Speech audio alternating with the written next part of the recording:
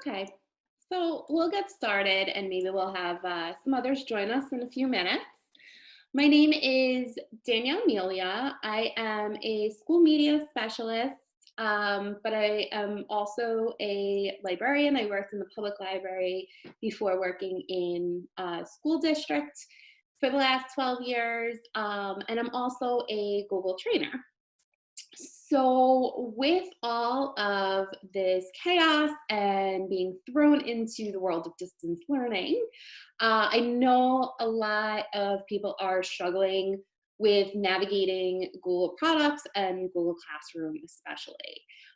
It can be a little tricky and even anxiety ridden for people who are not familiar with it, but hopefully we can navigate through that. I can answer questions, and hopefully after this afternoon, everybody feels a little bit more comfortable with what they have in front of them. I do want to start by saying and encouraging that at any time at all that you have any questions, please ask. You can write questions in the chat box. And if need be, we could even unmute your microphone if it's a question that's a little bit more in depth than what is available to type. Um, okay, so I'm going to, I feel the best way to go through this is to basically just start at the very beginning, at the very basics, navigating to your Google Classroom, joining a Google Classroom. We'll go over how to find assignments, how to post your assignments, submit your assignments, and how to communicate with your teacher. Again, at any time, if there's any questions or if there is a concern that I did not address, please don't feel like you're interrupting me. I want to make sure that everybody attending is getting what they need out of the session so that you are more comfortable when we're complete. So the very first thing, I'm going to start with the basics. And so here is just a brand new Google page.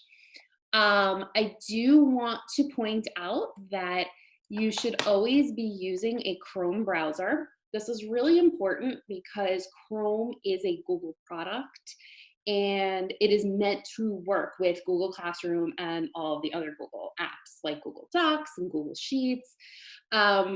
It will open if you use a different browser like Internet Explorer, Firefox, Safari, but you're bound to bump into a little bit more like kinks and it might like glitch a little bit on you along the way, where with Chrome it should be seamless.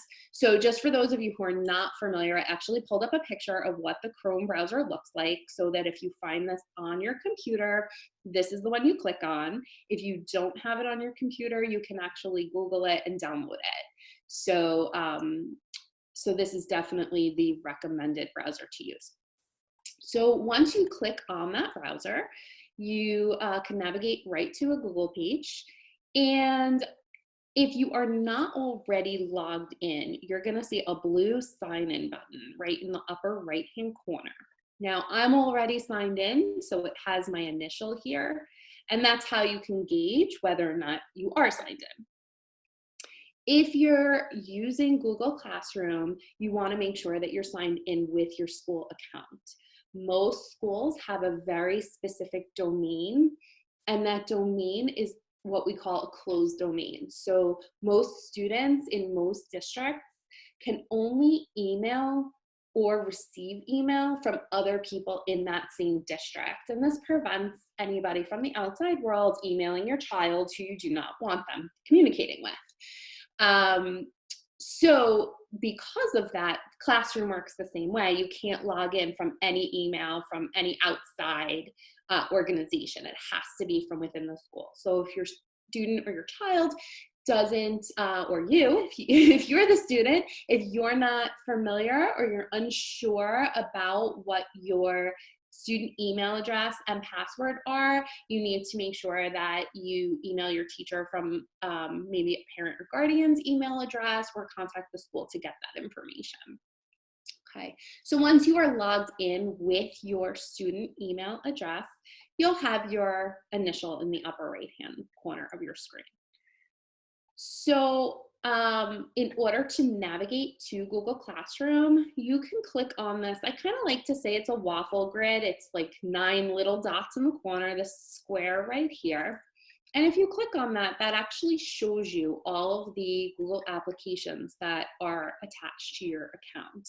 So you'll see your Gmail there, your Google Drive, here's your Classroom, Doc Sheets, Slides, Calendar, and so forth. So all of these are attached. And again, the school has the authority to have the decision of what is attached to each student's account. So school district to school district, that could vary as well. But these are the basics, and everybody should pretty much have all of these. So I'm going to click on the classroom link here. And it brings me to what's called my dashboard. So my dashboard lists all of the classrooms that I am a student in. And as an elementary student, you may have just one classroom, right? So I made this as like my elementary school, or you might have multiple if your special area teachers have classrooms themselves.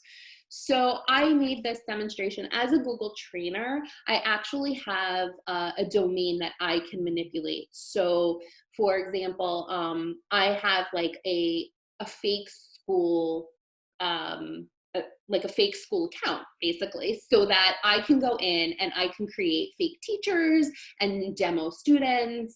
And so that's what I've done here. So just so you're aware that this is not part of the actual school district. This is an example. I went in as a teacher in one account. I created demo classrooms, and now I'm on a student account that I created. So in this particular student account, I attached special area classrooms as well, because I do know that some teachers are participating in that. So now there's 2 ways that you can join a classroom. One is if you receive a classroom code from your teacher. There's this little plus button right in the top hand corner. And if you click that, it says join class, ask your teacher for the class code, then enter it here.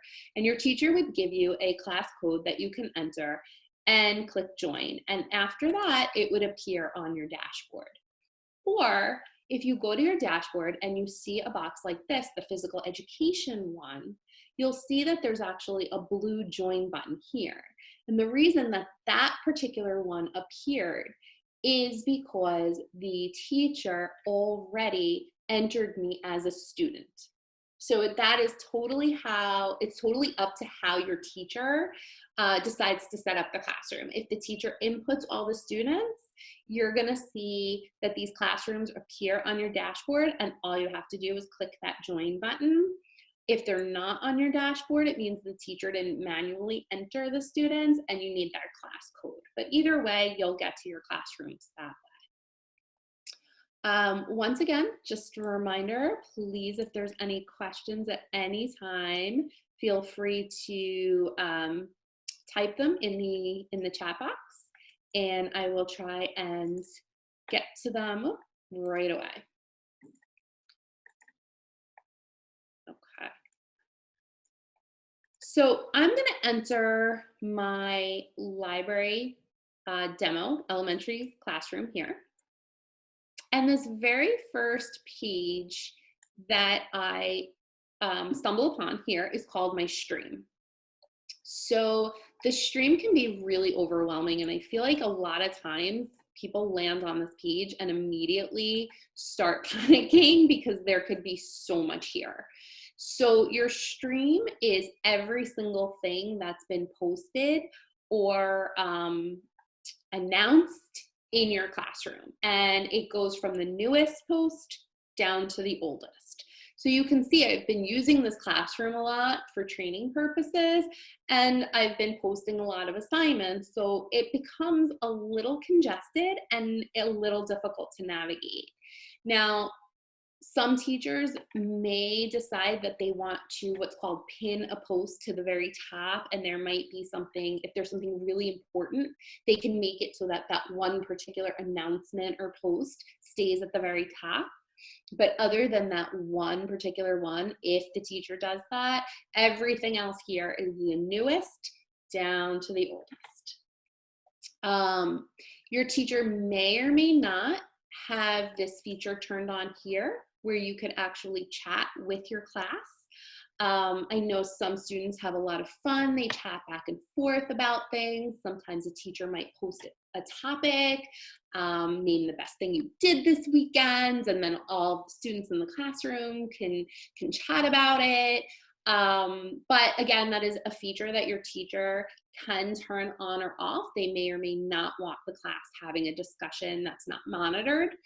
So it's completely up to how the teacher wants to run the classroom. Just like in school, every particular teacher might have different rules in their classroom.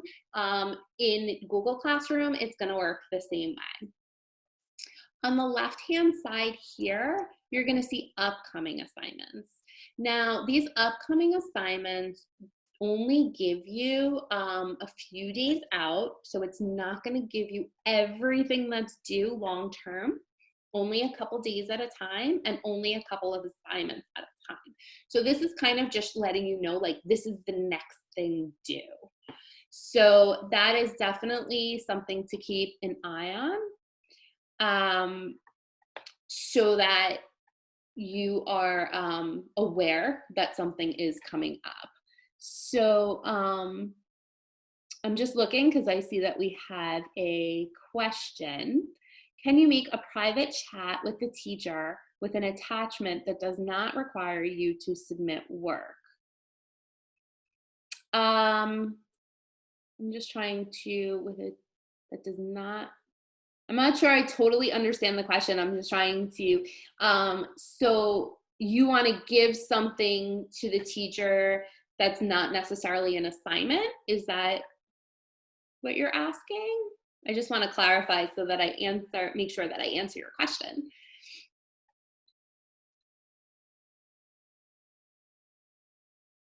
So while you're typing that in, I'll give you a minute because I know sometimes it's hard to type on the spot. I'm going to click. Danielle, do you want me to, I think I can allow Cassandra to speak if she has a microphone. If she'd like to, that's totally Okay. fine. All right. Okay. I just didn't want to put anybody on the spot. I'm going to promote her for a moment so that she can. Sure. Hi, Cassandra. So let me unmute her. Okay. All right, Cassandra, if you're ready for your question. Yep. So it's really when we have a question about something that that's on the work. I've taken some pictures, but I can't send them to her, to just the teacher. The only thing that I've been able to do is to kind of submit the work with the attachment and say, this is what's attached. And then I have to unsubmit to go back and finish doing it once I get a reply. Okay. So, to think about that one. So there is a private chat. Whoop, sorry, there is a private chat in the Classwork section. I'm assuming, I'm not sure if you're familiar with that. Let me go into, so I'm gonna click on Classwork here, this tab at the very top. And this is where everybody would find all of their assignments. And I'll go through that in a moment. I just wanna address the question first. So I'm gonna click on an assignment here. And I'm gonna click View Assignment.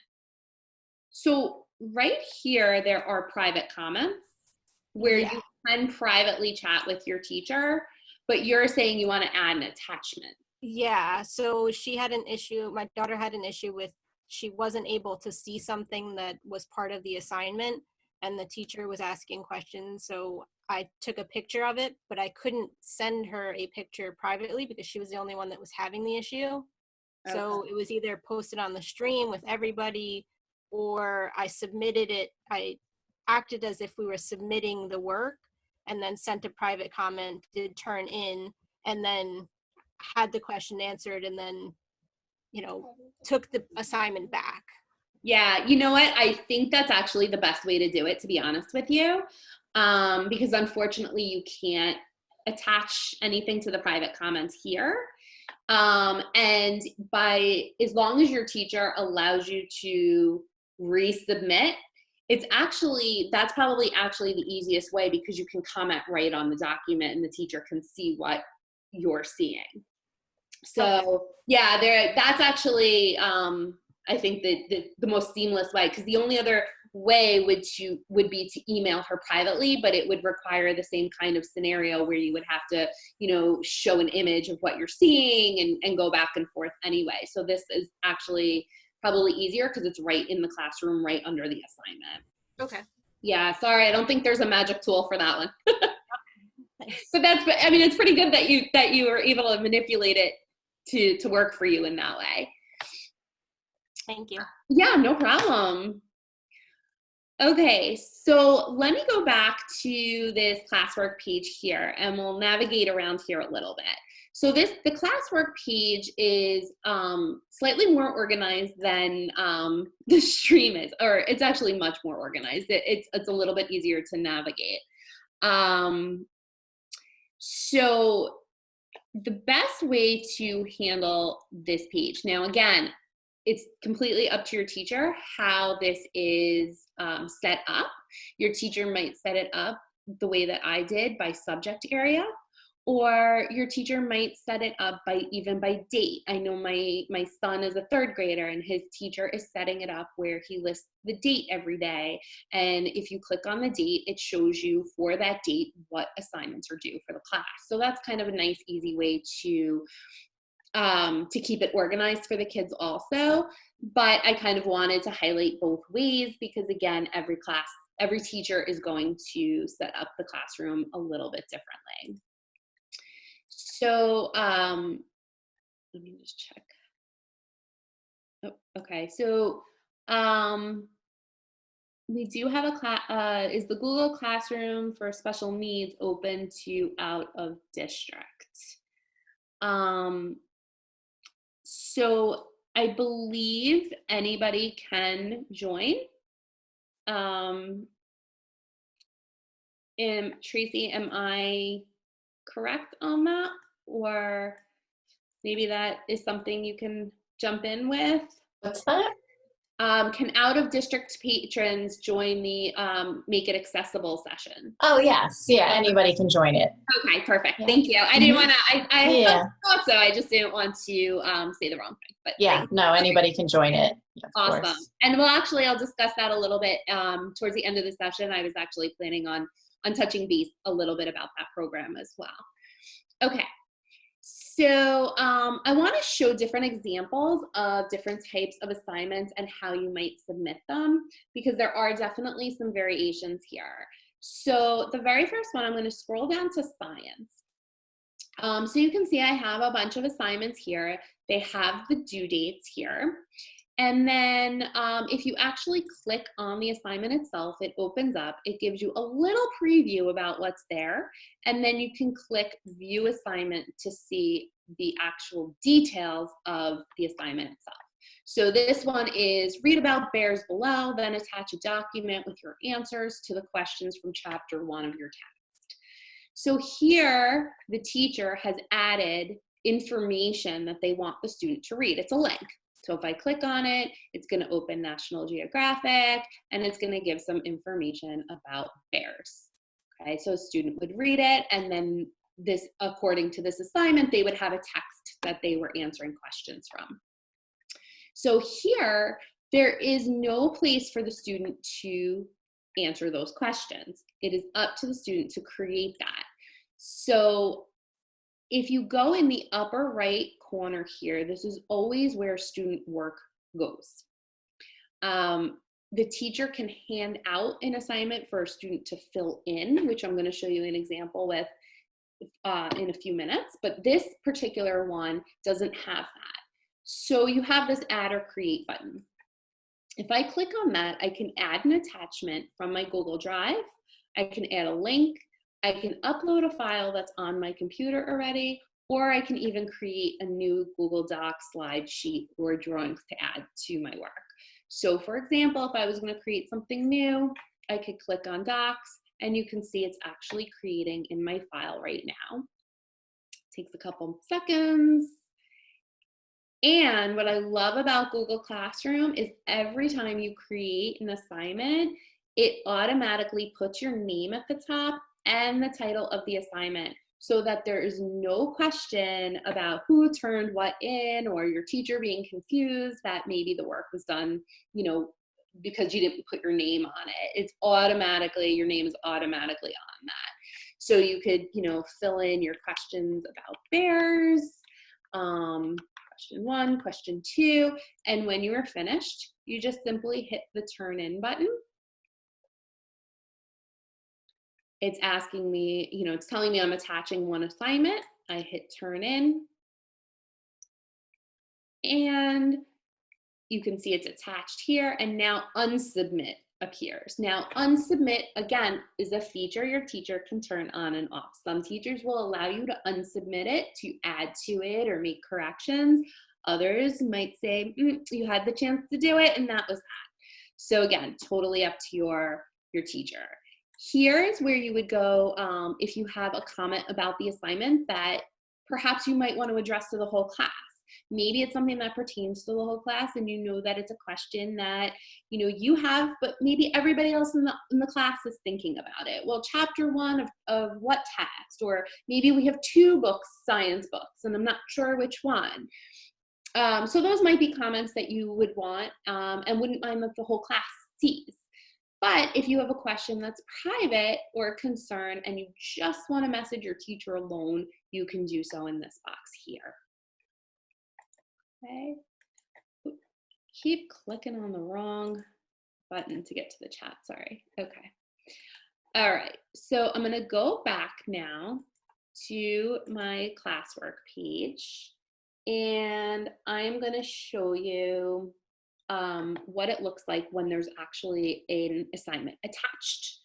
So if I go under, let's see, here we go. Library activities, I'm gonna go to make a list of 5 books you read. Okay, so now you can see my due date for this one was April 7th, so it's late, it's missing, and it's in red. So I'm gonna go to view assignment, and this one is saying, make a list of 5 books you read this year and rank them in the order you liked best. So I can click on the assignment, and it's just a worksheet. So the 5 books I read are, and this is something the teacher had written, and then I can go and fill out below. So again, my name is at the top, the assignment is there, and then it's a blank worksheet. So the way I look at this one is, if your teacher is handing out a worksheet to every person in the classroom and everybody gets a copy, that's what this is. Everybody gets a copy of the same document, except your own name is at the top. Okay, so you would just, again, fill it out, click turn in, and your work would be there once you hit that turn in button. Okay. I've gotten questions before of people who need to upload even art assignments. So I think I put it under science. Let's see. Oh, I'm scrolling all over the place here. Here we go. Nope. I had an assignment on here. Let's see if I can find it. So if you need to upload an image, it works the same way. Oh, here we go, nature art.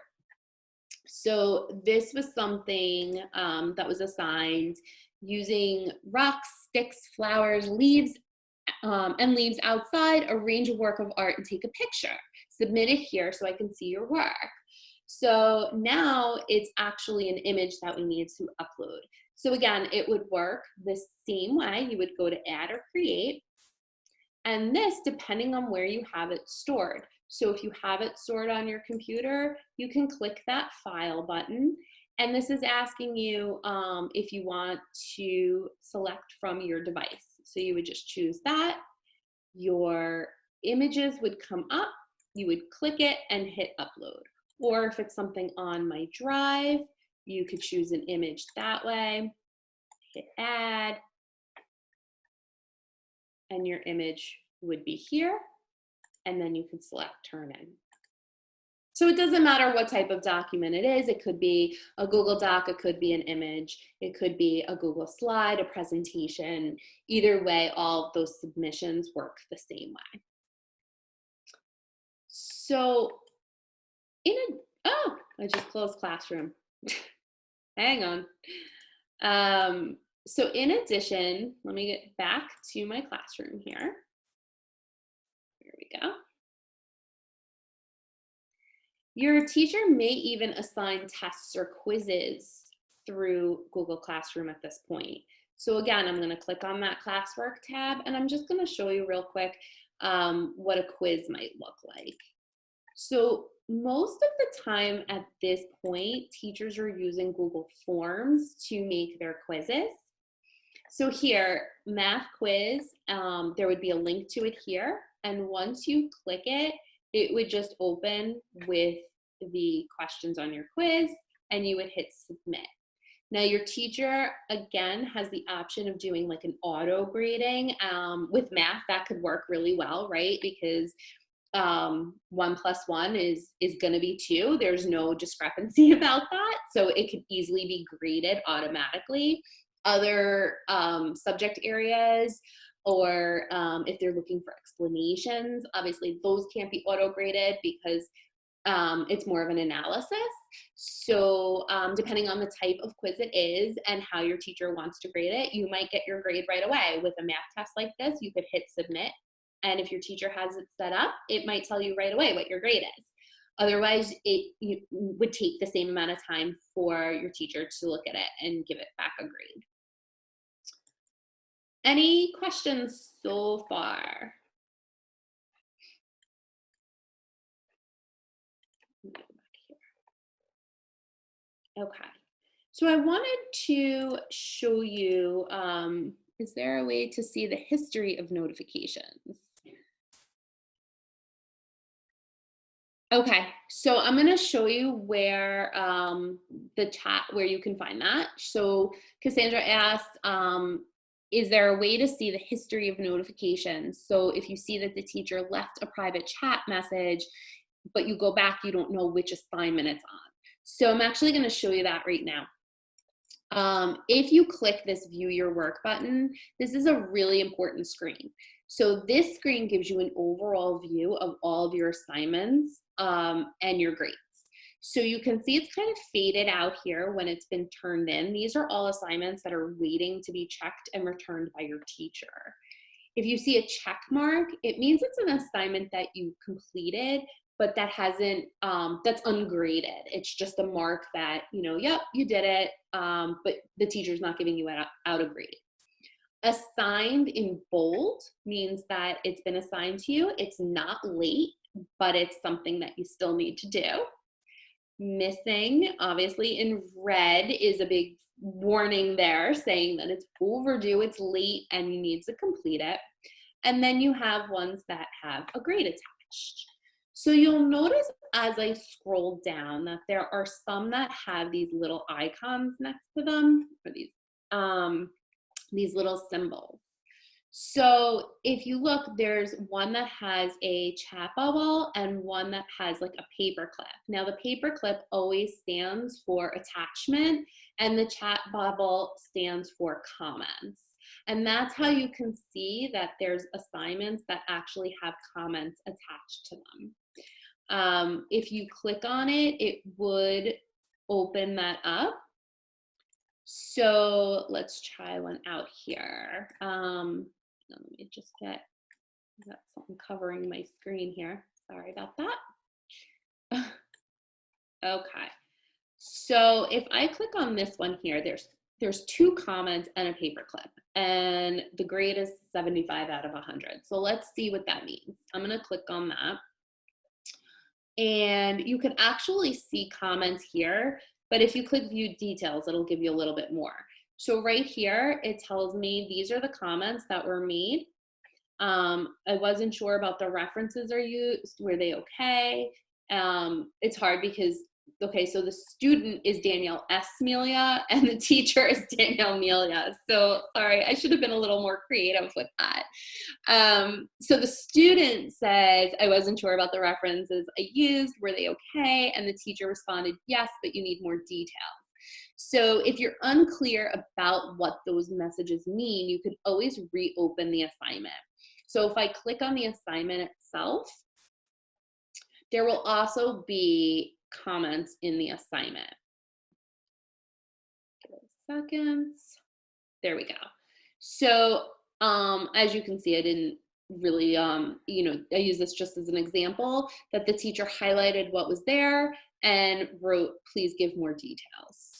So if I were the student at this point, I can now edit this document and hit turn in, and it would go back to the teacher and the teacher would see my changes. Okay. So that, that view your work page is very, very useful to kind of stay on top of, just a general overview of what you've done, what's been turned in, what's graded, what's been assigned, and it will also give you clues as to where you've had communications with your teacher. You can filter it on the side here. So if you only want to see assignments that are signed, if you click on that, it will give you the list of things like to do that haven't been done yet. This is returned with grade, so you can see all of the things that have been returned. And then of course you have your missing button. So that gives you a list of everything that is overdue. Okay. So in addition, let's see, let me go back that way. Let's see. In addition to your view your work page here, I really love the feature of Google Calendar right here. And what's awesome about Google Calendar, it opens it right up and all of your Google apps sync together. So they're all attached. So you log in with that one email and it's attached to your calendar, it's attached to your Gmail, it's attached to your Google Classroom, and all of your documents are in your Google Drive. So what's nice, what they do for calendar for you is that all of your assignments are automatically placed on your Google Calendar. And it's not just the one classroom. So if you're a student that's enrolled in an art classroom and a music classroom and a physical education classroom, all that can get really, really overwhelming if you're getting assignments from all of those special areas on top of your major subject areas in your regular classroom. Google Calendar will pull in the assignments from all of the classrooms that you're enrolled in and place the assignments all on one calendar for you. So you can kind of get that overview. You can, look at, okay, well, here we are, and here's, this week, what's due this week? Oh wait, I have to watch a Brain Pop video and I have to upload my nature art. And it gives you like, just a nice clear picture. In addition to giving you that picture, you might look at your Google Calendar and see an assignment and go, whoa, I don't even know what class that's from, what it is. I know nothing about that. Where do I even find that? Especially if I'm enrolled in 5 different Google Classrooms. So what it does for you, if you click on the assignment itself, it pops up and it tells you exactly which classroom the assignment is coming from. And it gives you a link to go right to that assignment in that particular classroom. So it really, really helps keep you organized. And this way you don't have to go scavenging around trying to find where these assignments are coming from. So it's a nice little organization feature that they offer. Okay. So there's also here is a class drive folder, and this is important as well.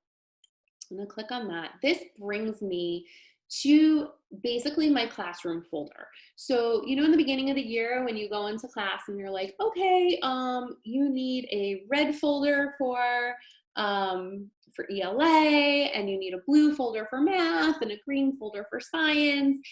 This is kind of like Google's version of that. So instead of breaking it down by subject, they break it down by classroom. So the folder that I clicked on, I was in my elementary classroom, right? Not one of my specials, but my regular classroom. And I clicked Class Drive folder. And so what it did was it brought me to a folder in my Google Drive for that classroom. So I want to show you what that looks like. I'm going to click on my drive. And now, for those of you who aren't very familiar with Google, your drive is kind of like your My Documents folder. So on your desktop computer, your laptop, you might have a folder where you can, you know, download all your documents and you save them there, but you can't access them from any other device. Whereas on your Google Drive, anything that's in your Google Drive, you can access from any device with an internet connection. And that makes it really easy because then, you know, if you guys are all sharing devices in your house and you have one child on one computer and one on the other, it's, you know, the one child doesn't have to worry that their work is saved on the other computer. If it's in your Google Drive, you can get to it from anywhere, including a phone. So you can also access your Google Drive from this waffle grid, okay? And it's this triangle button.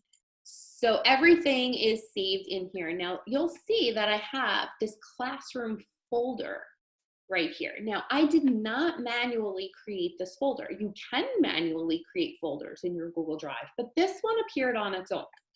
And what happens is, I'm clicking into it now, when you join a classroom, it automatically creates a folder for you for that class.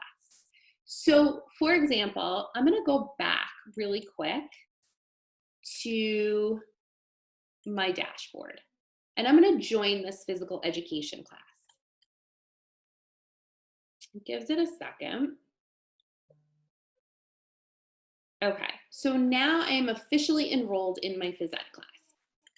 I'll go back to my dashboard. You'll see that join button is now removed and I'm officially enrolled. So now if I go back to this folder, I have a physical education folder. So it's so nice. It keeps it so organized for you and you don't have to even worry about it. It's totally automatic. And I'm gonna go into my classroom folder here. This is my elementary school classroom. I'm gonna go in my folder and all the work that I've done, whether I've submitted it or not, is already placed in this folder. And it's labeled, again, my name and the assignment, my name and the assignment, everything I've done for my class. So, and it was automatic, so I didn't have to worry about putting it there. This makes it really, really easy.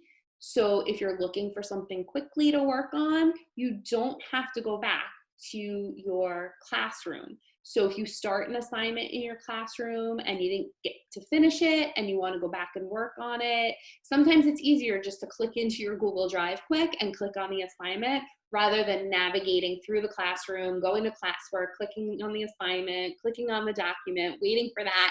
You can go right into your drive and pull it up and continue to work on it. And it's the same exact document. It's just because it's in the cloud, it's accessible from both places, but it's the same exact document. Okay. Again, any questions? I know there's a lot here and I go, I'm trying to go so that we cover everything, but I don't want to miss anything. If anybody has any concerns, please don't hesitate to ask. There is a people tab up here. And this is pretty straightforward. It lists your teachers. Some of you might have one teacher, some of you might have many teachers, depending on the type of classroom you're in, or perhaps you have teachers that are working together. I've seen that as well. Maybe you have, 2 third grade classrooms that are doing the same assignments and they're collaborating, or maybe you have a teacher, a general education and a special education teacher working together. Whatever the case may be, your teachers will be listed at the top and your classmates will be listed underneath.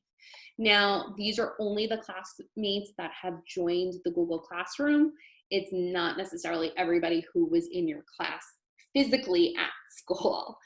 I do also want to mention that parents and guardians have the option of receiving either daily or weekly updates about your student.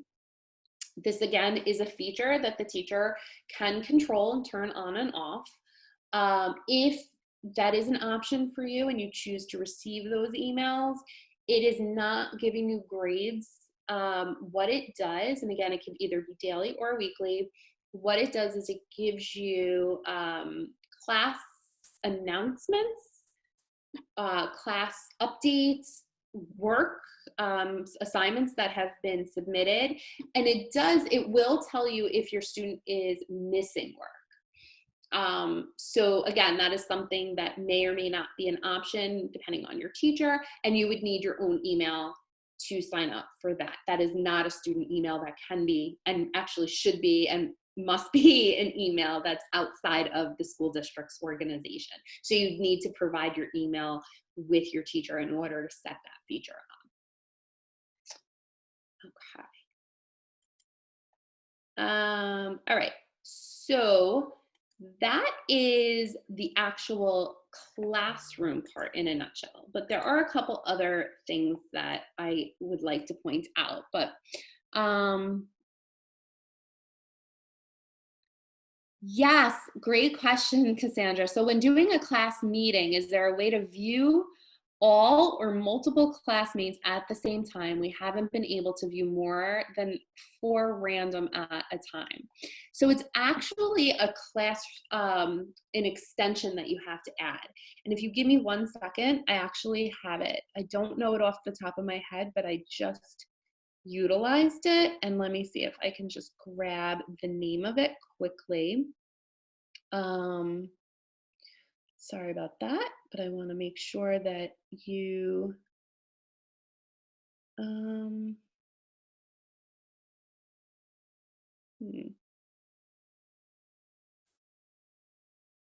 sorry, let me see if it's on my extension bar here. I might have to get back to you on that just because I don't know. There is a, hang on a second. If you go to, I'm going to go off the beaten path here. I'm going to go to Chrome Web Store, and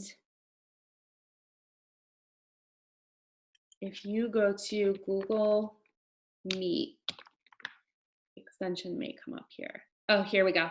So I should have done that right from the start. So Google Meet Grid View will show everybody in a Google Meet at once, and you can rearrange like the boxes to see all of the faces.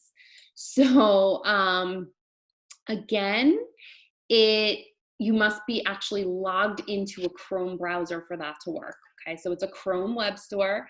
You need to be logged in with your account. It will show all of your bookmarks. That's kind of how it saves your bookmarks. You're logged into the browser. So there's 2 places to be logged in. You could be logged into the browser, and you could actually be logged into Google. So you need to actually be logged into both places for that. And then if you click Add to Chrome, it will initiate that for you. And when you get on the conference, you'll be able to see everybody. So it's pretty cool, right? There's a lot of like little ins and outs with all of this. All right, great question though. Okay, so I want to show you this bar here. It's actually coming off my screen. There we go. Okay, so we have these 3 lines, and you might have noticed that I've been clicking around here and there on them, but I want to just kind of show you what's here. So this top one brings you right back to your dashboard. So you can see all of the classes that you're enrolled in or that you're invited to if you haven't clicked that join button. Or if you come back here, it's also a link to your calendar, which I already showed you. You could also get to your classrooms from here. So if you're inside one classroom and you want to jump to another, all you have to do, if I'm inside my library classroom here, I can jump to my music classroom right from there. Okay, so it's just an easy, like, quick link. There's this awesome to-do list here. And this actually tells you, it always has your missing stuff first. So it's kind of like the urgency is here, right? These things are in red, it's urgent, they're late, you better do them quick before your teacher gives you a 0. So that's kind of, it makes it like a real visual for you. And then, oh, you know what? It actually has some down here too. So it goes, I guess it goes by due date. Okay, so it has your to-do list, and they're not all missing. Some of them you can see have a later due date. And then you also have your done. So these are everything that you've actually already turned in, whether they've been graded or not, and you can find here. And they are listed by due date, you can say. So you could also, because this toolbar is encompasses all of the classrooms that you're in, you could actually narrow it down as well by class here. So if you want to see everything that's due in music, you could just click music, and I don't have any assignments in there, or art, but you can narrow down. So if you're feeling overwhelmed and you want to just look at one class at a time and what you have due for each class, you can filter it from there. And then lastly, we have settings right on the bottom here. And this is mostly notification settings. So I have a bunch turned on right here, but you know, this is completely personal to you, whether or not you want to get email notifications, whether or not you want to get a notification every time someone comments on a post, or if they comment and mention your name, or private comments. So there's a whole lot of options to read through here. You know, even work and other posts from teachers, like you might not want an email every single time a teacher posts something, because you know every day at 9 o'clock you check your Google Classroom. So it doesn't matter if a teacher posts something, you know that every day you're going to see it and you don't need that email. Maybe you want the email every time you get a grade or returned work because you're looking forward to seeing your grades. Invitations to join a class, and due date reminders. So that's a biggie too. You may or may not want those due date reminders. On the bottom, we actually have, sorry, I have to get some boxes out of my way here. Okay, so here, if you click class notifications, you can actually narrow down which classes you're getting notification from too. So, you know, I'm trying to think of an example when you might want that. Maybe you have an art teacher that likes to post every time, you know, maybe she's posting a picture of every, you know, nature thing she sees every single day, and you don't need, you know, all these posts, all these pictures popping up. You know, maybe you're just not interested in that. It's not an assignment. I don't know. I don't want to discourage anyone from art. I'm just trying to find an example, but you could actually turn the notifications for that particular one off. So again, completely customizable to however it works for you and how it makes it easiest for you to manage and juggle and stay organized with all of this. Are there any questions that I have not addressed at this point? We have only a couple minutes left. I want to make sure that everybody is feeling a little more confident than when they first started listening today. For those of you who are not familiar with Google products, they do have amazing features. Just so you're aware, every, let me just open one up. Every keystroke that you make when you're working on any Google product is saved. So you don't have to worry about your battery dying, the power going out, any of that stuff. Everything is saved. And you'll see if you watch right next to this help button, as I type, it will say it's saving. Okay. And then it says all changes saved in Drive. So this document, I just click new document. It's already in my Google Drive. It's actually untitled. So I'm going to title it. All right, we'll title it hello. And then if I go back to my Google Drive, it's already there. Let me refresh it. So it's nice to know that you can't, here it is, you can't lose work. The other thing that's a really nice feature to be aware of is there's a revision history. So you could actually click where it says all changes saved, and it will open up a bar on the side here, and it will give you every single change that's ever been made in that document over the history of time.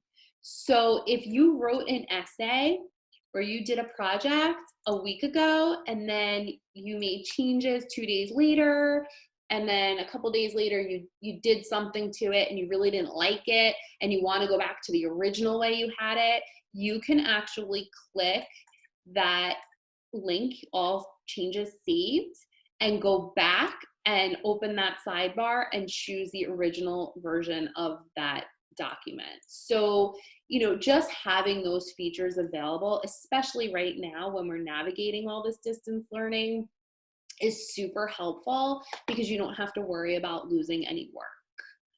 I am going to be back with the library on Monday. I am offering a course, in a 1-hour course. I'm going to find it on the page here, called Make It Accessible.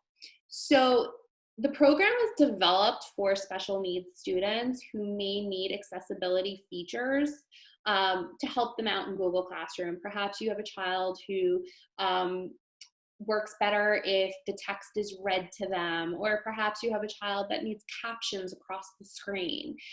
There's a million different, you know, accommodations that our kids need to learn better, and especially with all of this. This is hard for anybody, but you know, this is throwing kids for a loop. Even kids who are typical learners at this point could need some accommodations to just try and help keep themselves motivated and make things a little bit easier. And it's not easy to look at a screen all day and to try and motivate yourself independently. So I have started to gather resource lists and work on some of those, like the extension I showed you where it shows all the kids on a Google Meet. But what I've done is I've taken some of those extensions, some external websites and accessibility tools, and I'm trying to create a resource kit to kind of help students with any accommodations that just can help make this a little bit easier for us. So that is on Monday at 4 o'clock. And I'm also asking if there is a specific feature or accommodation that you feel would be important or very helpful for your student or yourself, to please email the library at distancelearning@mcpllibrary.org. And if you request a certain accessible feature, I'll make sure that I cover it on Monday. I do plan on talking about software that reads the words aloud on the page. I will talk about captioning. I will also talk about there are tools to help get any busyness off the screen. So if you're reading something and there's like advertisements or lots of, you know, images that aren't necessarily relevant to the text, Some kids just need a clearer page without all that busyness on it. And there's software that can actually help take away that busyness and make it just plain text. There's also an extension that helps with dyslexia and makes the text more readable for a child who has to work with being dyslexic. So there's lots and lots of tools out there, and this is a really hard time for everyone. So anything that makes it easier is beneficial to everyone. And like I said, it doesn't have to be a student who is hard of hearing that needs captioning. It could be just that seeing the words while you're listening to something makes it easier for that child. That's fine. We kind of all need to find what works for us and keeps everybody motivated, and whatever we can do to make that a little bit easier, we're gonna go for it. So any other questions? We have about 2 minutes left. I know I went over quite a bit today.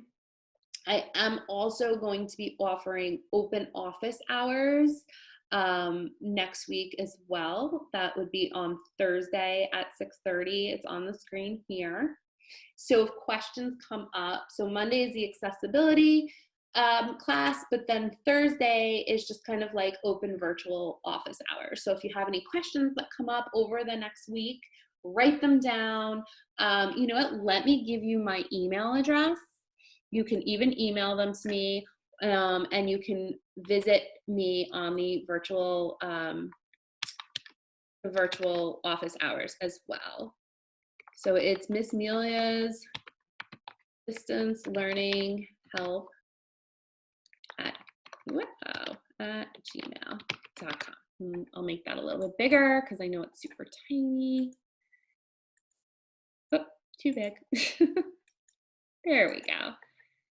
Okay. So I thank everybody for joining me this afternoon. Once again, I hope everybody's feeling a little bit more comfortable from when we first started.